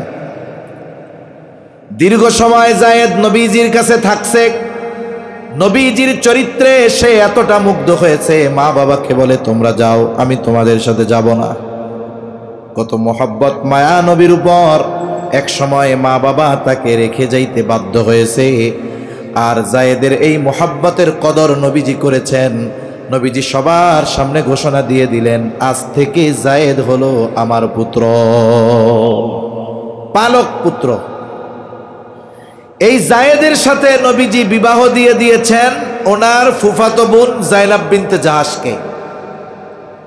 যায়নাব বিনতে জাহাশ কুরাইশ বংশের মেয়ে, আর যায়েদ গোলামি খাটছে। এই দুইজনের সাথে বনিবনা হয় না। নবীজি বহুত চেষ্টা করছে, কাজ হয় না। এক সময় যায়েদ নবীজির কাছে এই ব্যাপারে আলোচনা করতে করতে নবীজির সামনে এক সময় যায়নাব বিনতে জাহাশকে তালাক দিয়ে দিছে। নবীজি চেষ্টা করছে বিবাহ বন্ধন টিকুক, কিন্তু যায়েদ এক সময় কথার মধ্যে তালাক দিয়ে দিছে। এই দিক দিয়ে আল্লাহ তাআলা ওহী নাজিল করছে, হাবিব, তাহলে যায়নাব বিনতে জাহাশের ইদ্যতকালীন সময় শেষ হওয়ার পরে আপনি এর বিয়ে করবেন। সমস্যাটা কোথায়? জাহেলিয়াতের সময় শতাব্দীর পর শতাব্দী ধরে এই রীতি চলে আসছিল যে পালক পুত্রকে নিজের পুত্রের মতো মনে করা হইত। মারা যাওয়ার পরে সন্তান যেমন সম্পদের মালিক ওয়ারিশ সূত্রে এমনি হয়ে যায়, পালক পুত্র ওই ঔরসজাত সন্তানের মতো সম্পদের মালিক হয়ে যাইত। কিন্তু ইসলাম এই কুসংস্কারের কবর রচনা করেছে আমার আপনার নবীজির মাধ্যমে। এই জন্য একটা বিষয় খেয়াল রাখতে হবে। হয়তো আপনাদের, আমাদের বা আমাদের আত্মীয় স্বজন অনেকে আছে সন্তান লালন পালন করে। 3 বছরের একটা ছেলে আইনা দিছে, দম্পতি, সন্তানহীন দম্পতি। ছেলেটাকে 3 বছর থেকে লালন পালন করে মা বড় বানাইছে, 12-13 বছর হয়ে গেছে। কত আদর করছে মা, পালক মা, কোলের মধ্যে নিয়ে ঘুমাইছে। শরীয়তের মাসালা হলো, এই ছেলে যখন বালেগ হয়ে যাবে, ওই পালক মা ছোট থাকতে নাবালক থাকতে যে কোলে কইরা পালছে, ওই মা ওই বাচ্চার সাথে আর ছেলের সাথে দেখা করতে পারবে না। বালেগ হওয়ার পরে পর্দা করতে হবে। মেয়ে একটা আনছেন ছোট, 3 বছর বয়স, লালন পালন করছেন, কত কোলে নিছেন, কপালে চুমা দিছেন, মেয়েটা বালেগা হয়ে গেছে। 9 বছর ধরে 8 বছর ধরে লালন পালন করছেন। ও যখন বালেগা, এই পালক পিতা ওই পালক কন্যার সামনে যেতে পারবে না, পর্দা করতে হবে, এটাই শরীয়তের ফয়সালা। তবে যদি 2 বছরের আগে কোনো বাচ্চা আনে, এখন এই বাচ্চাকে যদি ওই মহিলা যে পালক মা, সে যদি তার বোন কেউ থাকে, আপন বোন সন্তান আছে, দুধ পান করায়, ওই 2 বছরের ছোট বাচ্চারে দিয়া দুধ পান করায় দিছে বোনের, এখন সম্পর্ক কি হয়েছে? গন্ধ দুধ সম্পর্ক হয়ে গেছে না? এক্ষেত্রে মাসালা ভিন্ন। আবার 2 বছরের পরে আইনা যদি দুধ পান করায়, তাইলে দুধ সম্পর্ক হবে না। তা মূল কথা হলো, পালক পুত্রকে নিজের পুত্র মনে করত। নিজের পুত্রের পুত্রবধূকে বিবাহ করা যেমন হারাম, অনুরূপভাবে তারা মনে করত পালক পুত্র যে তার স্ত্রীকে সে তালাক দেওয়ার পরে বিবাহ করা হারাম। এখন নবী তো এই কাজ করতে হবে, আদেশ দিছে কে? হায় হায়, চিন্তা করে যে এই কাজ কেমনে করি। আল্লাহ তাআলা বলেন যে আল্লাহর পক্ষ থেকে নবীদের যে আদেশ দেওয়া হয়, এ কাজ করতে কোনো সমস্যা নাই। সারা পৃথিবী একদিকে যাক, আল্লাহ তাআলার আদেশ মানতে হবে আপনাকে। মূলত আল্লাহ তাআলা চেয়েছেন এই কুসংস্কারের কবর রচনা করে দেওয়ার জন্য। আর অল্প সময়, বেশি সময় কষ্ট দিব না। কুসংস্কারের কবর রচনা করে দেওয়ার জন্য, কারণ অনেক সময় আছে বলার চাইতে করলে এটার প্রভাব বেশি পড়ে। একটা উদাহরণ দেই, এরপরে মূল আলোচনার দিকে গিয়ে আমি শেষ করে দিই। হুদাইবিয়ার সন্ধির সময় নবীজি সাল্লাল্লাহু আলাইহি ওয়াসাল্লাম সাহাবায়ে কেরামকে নিয়ে মক্কার উদ্দেশ্যে রওনা হয়েছেন 5ম হিজরিতে মনে হয়। মক্কা থেকে মদিনা, মদিনা থেকে মক্কার দূরত্বের 10 ভাগের 9 ভাগ অতিক্রম করে একেবারে মক্কার কাছাকাছি, সকলে ইহরাম পড়া। সবার মনে আশা যে এই যে 5-6 বছর পর বাইতুল্লাহটা একটু ধরবো, আত্মীয় স্বজনের সাথে দেখা করব, সবার প্রস্তুতি এরকম। এই সময় লম্বা কথা, কাফেরদের সাথে মুসলমানদের একটা চুক্তি হয়েছে। যেই জায়গায় হয়েছে ওই জায়গায় একটা কুয়া আছে, হুদাইবিয়া ওই কুয়ার নাম। এই নাম অনুসারে জায়গার নাম, আর চুক্তির নামও হয়ে গেছে হুদাইবিয়ার সন্ধি। চুক্তির যতগুলো ধারা সবগুলো দৃশ্যমান হলো কাফেরদের পক্ষে, মুসলমানদের বিপক্ষে। চুক্তির ধারাগুলোর মধ্যে একটা ধারা যে এই বছর আপনারা মক্কায় ঢুকতে পারবেন না, ফিরে যাইতে হবে, আগামী বছর আসবেন।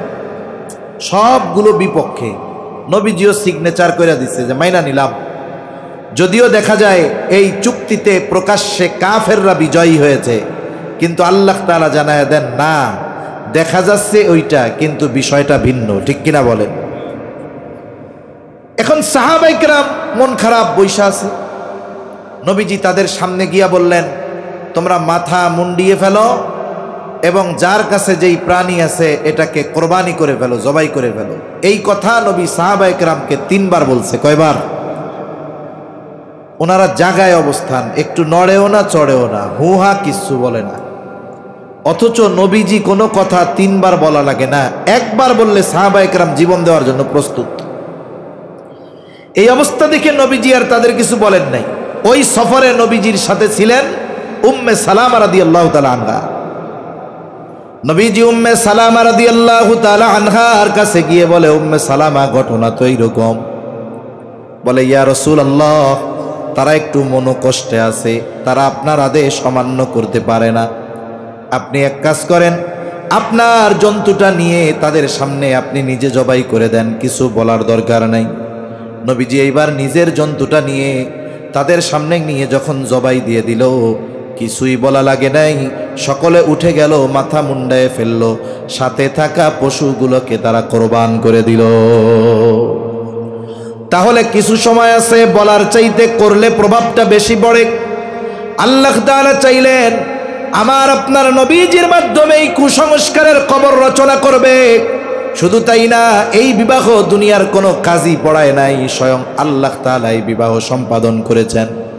এই জন্য যায়েনাব বিনতে জাহাশ অন্যান্য নবীজির অন্যান্য স্ত্রীদের সামনে গর্ব করে বলতেন, তোমাদের বিবাহ হয়েছে এই জমিনে, আর আমার বিবাহ সম্পাদিত হয়েছে আরশে আজিমে। তাহলে যারা বলে নবীজি তার পুত্রবধূকে বিবাহ করেছেন, নিঃসন্দেহে এটা অপবাদ। বরং নবীজি এই কর্মের মাধ্যমে যুগ যুগ ধরে, শতাব্দীর পর শতাব্দী ধরে চলে আসা কুসংস্কারের কবর রচনা আল্লাহ তাআলা নবীর মাধ্যমে করিয়েছে। এরকম বিভিন্ন অপবাদ তারা নবীজির ব্যাপারে দেয়। বাস্তবতা হলো কাফেররা এই অপবাদগুলো দেওয়ার দুঃসাহস করে নাই, বরং কাফেররা নবীর ব্যাপারে 4টা শব্দ ব্যবহার করতো। কয়টা শব্দ? এই 4 শব্দ বইলা শেষ। কি বলতো? বলতো জাদুকর, বলতো গণক, কবি, পাগল।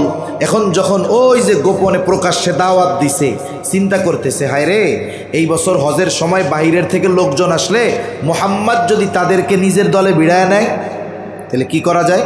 ওই সময় পৃথিবীর বিভিন্ন প্রান্ত থেকে মানুষ হজ করার জন্য বাইতুল্লাহ আসতো। কয়েকজনে বুদ্ধি দিছে যে মক্কায় ঢুকতে যতগুলো রাস্তা আছে, প্রত্যেক রাস্তার সামনে আমাদের লোক দাঁড় করায় দেওয়া হবে। দাঁড় করায় দিয়ে যারা আসবে তাদেরকে সতর্ক করে দেওয়া হবে। কি বইলা? বলে, শোনো, মক্কায় একজন লোক আছে, তার নাম হইল মুহাম্মদ। খবরদার, সে কিন্তু জাদুকর, তার কাছে তোমরা যাবা না। এক রাস্তায় দাঁড়ায়া লোকরা বলতেছে মুহাম্মদ, তার কাছে তোমরা যাবা না, জাদুকর। আর এক রাস্তায় দাঁড়িয়ে আর এক দল বলে, আমাদের মক্কায় একজন লোক আছে মুহাম্মদ, তার কাছে যাবা না, সে কিন্তু গণক। আর এক দল আর এক রাস্তায় দাঁড়ায় বলে, শোনো, মক্কায় একজন লোক আছে মুহাম্মদ, সে কিন্তু জাদুকর, তার কাছে যাবা না। আর এক দল বলে, লোক আছে মুহাম্মদ, সে কিন্তু পাগল, যাবা না। আর এক দল বলে, আমাদের মক্কায় একজন লোক আছে মুহাম্মদ, সে কিন্তু কবি, তার কাছে তোমরা কেউ যাবা না। তার মানে পৃথিবীর বিভিন্ন প্রান্ত থেকে যত মানুষ আসছে, কেউ চেনে না, কেউ দেখে নাই মুহাম্মদকে, কিন্তু আল্লাহ তাআলা কাফেরদের মাধ্যমে মুহাম্মদ শব্দটা তাদের কানে পৌঁছায়া দিছে। ওরা চিন্তা করেছে ঠেকাতে হবে, আর সবার মুখে এক শব্দ মুহাম্মদ, মুহাম্মদকে। এইবার ওরা মানা করছিল, কাছে যাইস না। ওরা গিয়ে খোঁজে মুহাম্মদ কই। কেউ জাদু দেখার জন্য যায়, কেউ কবিতা শোনার জন্য যায়, কেউ পাগল দেখার জন্য যায়, কেউ গণক দেখার জন্য যায়, কেউ কবিতা শোনার জন্য যায়। বলেন তো, আমার নবী পাগলও নয়, জাদুকরও নয়, গণকও নয়, কবিও নয়। নবীজির কাছে কিছুই নাই, নবীজির কাছে ছিল শুধু কোরআন। ঠিক কিনা গণ? 1500 বছর পরে এখনো অনেক জায়গায় কেরাত সম্মেলন হয়, এই সামনে হবে। আন্তর্জাতিক কারীরা এসে তিলাওয়াত করে, বাংলাদেশের কারীরা তিলাওয়াত করে। ওই তিলাওয়াতের মজলিসে অনেক মানুষ থাকে যে দেইখা একটা লাইন কোরআন পড়তেও পারবে না। ওই লোকটা কোরআন বোঝাতো বহুদূর, দেইখাও এক লাইন পড়তে পারে না। কিন্তু কারি সাহেব যখন কানে হাত দিয়ে লম্বা টান দিয়ে তার হৃদয়গ্রাহী সুর দিয়ে তিলাওয়াত করে, ওই তিলাওয়াত ওই মূর্খ ব্যক্তির হৃদয়ে এতটা প্রভাব বিস্তার করে, সে প্রস্তুত থাকে। তিলাওয়াত যখন শেষ হয়, সাথে সাথে উচ্চ আওয়াজে বলে উঠে আল্লাহু আকবার। বলে কি বলে না? সে বোঝে না, তাই এই প্রভাব, শুধু সুর শুই না। আর এই কোরআন যার উপরে আল্লাহ নাজিল করেছেন, তার তিলাওয়াত কতটা হৃদয়গ্রাহী ছিল, এটা তো ওরা বুঝবে। ওরা নবীজির কাছে যাইতো জাদু দেখার জন্য, নবীজি তাদেরকে কোরআন শোনায়া দিতেন। ওই মানুষগুলো তো কোরআন বুঝতো। যখন তারা কোরআন শুনতো, দেখা যাইতো জাদু দেখতে গিয়া, কবিতা শুনতে গিয়া, পাগল দেখতে গিয়া, নবীজির পবিত্র জবানে কোরআন শুনে তাদের অন্তরে ঈমানের নূর প্রজ্বলিত হয়ে যাইত। এই জন্য আমার আপনার নবীর চরিত্র হলো এমন এক মহান চরিত্র, এই চরিত্রের সত্যায়ন কাফেররা নবুয়তির আগে করেছে, আর নবুয়তির পরেও আল্লাহ তাআলা বলেন, ওয়া ইন্নাকা লাআলা খুলুকিন আযীম, আপনি মহান চরিত্রে অধিষ্ঠিত। শুধু তাই না, আমার আপনার নবীজির মানুষের চারিত্রিক যত দিক আছে, প্রত্যেক দিক পরিপূর্ণ। আমার আপনার নবীর আগে যত নবী আসছে, সব নবী উত্তম চরিত্রওয়ালা নবী। আর আমার আপনার নবী শুধু উত্তম চরিত্রওয়ালা নবী নয়, নবী বলেন, ইন্নামা বুইসতু লিউতাম্মিমা মাকারিমাল আখলাক, আমাকে উত্তম চরিত্রে পরিপূর্ণতা প্রদানার্থে প্রেরণ করা হয়েছে। তাহলে আমার আপনার নবী হলেন উত্তম চরিত্রে পরিপূর্ণতা দান করেনেওয়ালা নবী। এখন আমি মানব জীবনের যেই বিষয়টা নবীর থেকে নিতে চাই, নবীর থেকে পাওয়া যাবে। সুবহানাল্লাহ বলেন। এখন আমাদের কি করণীয়? আমি একটা গুণের কথা বলছি শুধু আজকে, সত্যবাদিতার গুণের কথা, যে সত্যবাদিতার সত্যায়ন কাফেররা করেছে। আমরা নবীজিকে জানার জন্য সিরাত পড়ব, সাথে সাথে আজকে থেকে এখন থেকে যারা শুনতেছি যারা আসি প্রতিজ্ঞাবদ্ধ হব যে আমি আমার এই জবান দিয়ে একটা মিথ্যা কথা বলবো, ছাড়া যাবে তো ইনশাআল্লাহ? একটু অভ্যাস করেন, সত্যের মধ্যে মজা আছে।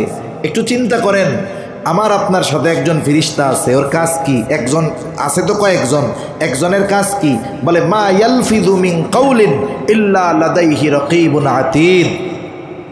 সদা তৎপর একজন ফেরেশতা, আমরা জবান দিয়ে যা বলি সাথে সাথে সে সেটাকে সংরক্ষণ করে রাখে। তার মানে মিথ্যা কথাগুলো সংরক্ষণ হয়ে থাকতেছে, সত্য কথাও সংরক্ষণ হচ্ছে। এজন্য আজকে থেকে আমরা নবীজির নববী গুণাবলীর অন্যতম গুণ যে আমার আপনার নবী হলেন সাদিকুল মাসদুক নবী। আমরা সত্যবাদিতার গুণ অর্জন করব, মিথ্যা পরিহার করব। বলেন ইনশাআল্লাহ। করবো তো ইনশাআল্লাহ? নাকি নার বদলে ইনশাআল্লাহ কইছেন? এই জামানায় কিন্তু না কইতে পারে না, ইনশাআল্লাহ কয়। একজনরে কইছে তুমি আমার এই কাজটা কইরা দিও, খুব ভালো সম্পর্ক। ও মনে মনে কয় আমি তো করবো না, কিন্তু যদি না বলি সরাসরি তাহলে তো অসুবিধা, কয় ইনশাআল্লাহ। বুঝেন নাই? তাবলিগ জামাতের সাথীরা গিয়া ধরছে, যাইতেই হবে 3 দিনে আমাদের সাথে। আর একজন কানের ভাষে কয় শোন, ছাড়বো না ইনশাআল্লাহ। না কইলে তো ছাড়বো না, ও কয় ইনশাআল্লাহ। ঠিক আছে তাহলে গেলাম। এখন আমরা ইনশাআল্লাহরে বানাই ফেলছি নার বিকল্প। ওই ইনশাআল্লাহ কইছেন না আসলটা কইছেন? আসলটা তো আল্লাহ তাআলা আমাদের সকলকে সত্যবাদিতার গুণ অর্জন করার তৌফিক দান করেন। আমিন। ওয়া আখিরু দাওয়ানা আনিল হামদুলিল্লাহি রাব্বিল আলামিন। আসসালামু আলাইকুম ওয়া রাহমাতুল্লাহ। দুরূদ শরীফ পড়ি। আল্লাহুম্মা সাল্লি আলা মুহাম্মদ ওয়া আলা আলি মুহাম্মাদিন কামা সাল্লাইতা আলা ইব্রাহিম ওয়া আলা আলি ইব্রাহিম إنك حميد مجيد. اللهم بارك على محمد وعلى آل محمد كما باركت على إبراهيم وعلى آل إبراهيم إنك حميد مجيد. الحمد لله رب العالمين والعاقبة للمتقين والصلاة والسلام على خير خلقه محمد وعلى آله وأصحابه أجمعين. ربنا ظلمنا أنفسنا وإن لم تغفر لنا وترحمنا لنكونن من الخاسرين. ربنا آتنا في الدنيا حسنة وفي الآخرة حسنة وقنا عذاب النار. ربنا لا تزغ قلوبنا بعد إذ هديتنا وهب لنا من لدنك رحمة إنك أنت الوهاب. দয়াময় আল্লাহ, গভীর রজনী পর্যন্ত আপনার হাবিবের শানে কিছু আলোচনা করার পরে গুনাহমাখা হাত তুলে ধরেছি। আল্লাহ রব্বুল আলামিন, যে যেখান থেকে হাত উঁচু করেছে আমাদের বিগত জীবনের সব ধরনের গুনাহগুলো আপনি ক্ষমা করে দেন। রব্বুল আলামিন, আমাদের আত্মীয় স্বজন যে যেখানে আছে মাফ করে দেন। যারা দুনিয়া ছেড়ে চলে গিয়েছে আল্লাহ তাদের ক্ষমা করে কবরগুলো আপনি জান্নাতের টুকরো বানিয়ে দেন। রব্বুল আলামিন, খাস করে আজকের এই মাহফিল আপনি কবুল করে নেন। ওলামা হযরত শুরু থেকে নিয়ে যত আলোচনা হয়েছে, যে যতটুকু শুনেছে, প্রয়োজনীয় কথাগুলো স্মরণ রেখে আমলের কথাগুলো আমলে পরিণত করার তৌফিক দিয়ে দেন। রব্বুল আলামিন, যে মাদ্রাসার উদ্যোগে মাহফিল মাদ্রাসাখানা কবুল করেন, ওস্তাদ ছাত্র যারা আছে কবুল করেন, পরিচালনার দায়িত্বে যারা আছে কবুলের মঞ্জুর করে নেন। খাস করে আল্লাহ, যার হাতে অত্র প্রতিষ্ঠান প্রতিষ্ঠিত হয়েছে আল্লাহ তাকে আপনি কবুলের মঞ্জুর করেন, তার কবরটাকে আপনি জান্নাতের বাগান বানিয়ে দেন। আয় আল্লাহ, পরকালে তাকে আপনি উচ্চ মাকাম দান করেন। রব্বুল আলামিন, মাদ্রাসার যত প্রয়োজনীয়তা আছে গায়বী খাজানা থেকে ব্যবস্থা করে দেন। আয় আল্লাহ, যারা অর্থ দিয়ে, শ্রম দিয়ে, সময় দিয়ে, পরামর্শ দিয়ে বিভিন্নভাবে অত্র দ্বীনী প্রতিষ্ঠানের জন্য সহযোগী হয়েছে আল্লাহ, সকলের সকল ধরনের সাহায্য সহযোগিতা কবুলের মঞ্জুর করে নেন।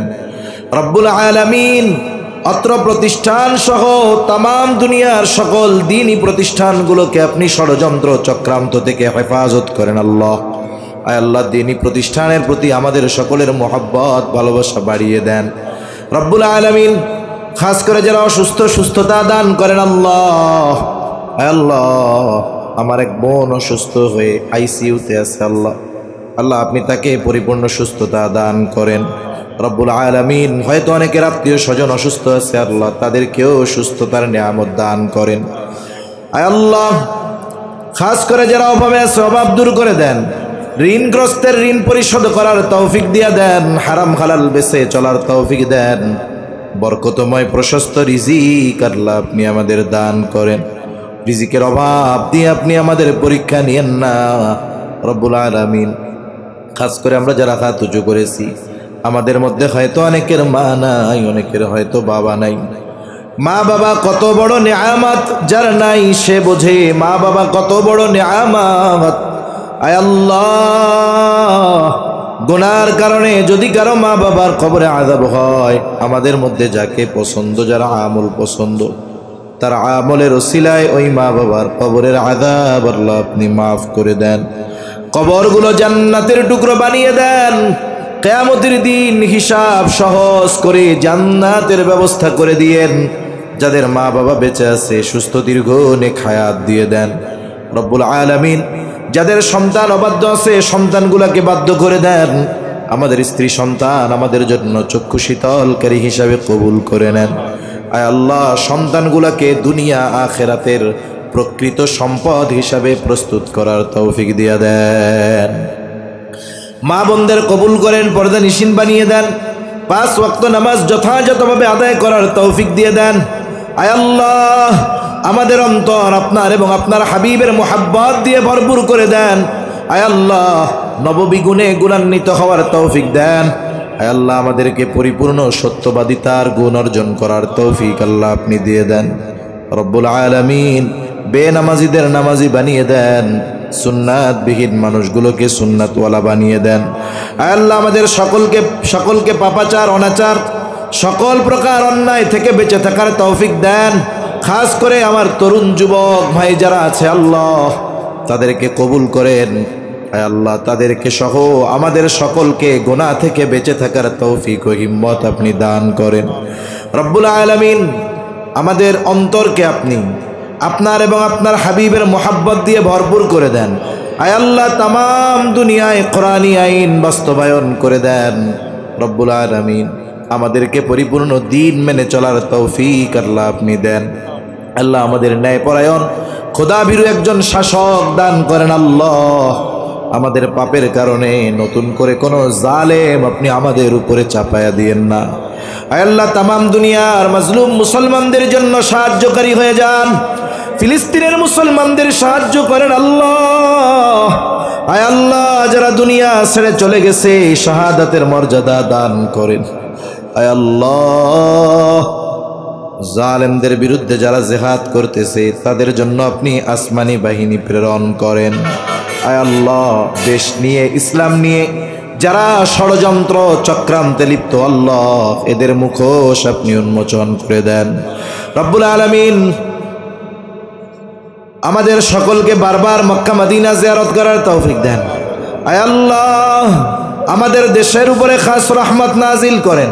কার মনে কি চাওয়া জানি না, সকলের মনের নেক চাওয়া নেক আশা আপনি কবুল আর মঞ্জুর করে নেন আল্লাহ রব্বুল আলামিন। এ দুনিয়া ছেড়ে একদিন আমাদের সকলকে চলে যেতে হবে। আয় আল্লাহ মালাকুল মউত যথাসময়ে মৃত্যুর পয়গাম নিয়ে হাজির হয়ে যাবে। এই মোহাব্বতের দুনিয়া ছেড়ে চলে যাওয়া লাগবেই। ওই কঠিন মুসিবতের সময় আত্মীয় স্বজন বন্ধু বান্ধব কেউ কাছে থাকবে না। আয় আল্লাহ ওই মুসিবতের কষ্টের ভাগিদার কেউ হতে পারবে না। আয় আল্লাহ মালাকুল মউত যখন হাজির হয়ে যাবে আপনি আপনার প্রত্যেকটা বান্দার জবানে তাওহীদের কালিমা নসিব করে দিয়েন। আল্লাহুম্মা ইন্না নাউযু বিকা মিনাল হাম্মি ওয়াল হাযান ওয়াল আজজি ওয়াল কাসাল ওয়াল জুবনি ওয়াল বুখুল وضلع الدين وغلبة الرجال رب اجعلني مقيم الصلاة ومن ذريتي ربنا وتقبل دعاء ربنا اغفر لي ولوالدي وللمؤمنين يوم يقوم الحساب ربنا هب لنا من أزواجنا وذرياتنا قرة أعين وجعلنا للمتقين إماما رب ارحمهما كما ربياني صغيرا رب ارحمهما كما ربياني صغيرا وصلى الله تعالى على خير خلقه محمد وعلى آله وأصحابه أجمعين آمين برحمتك يا أرحم الراحمين.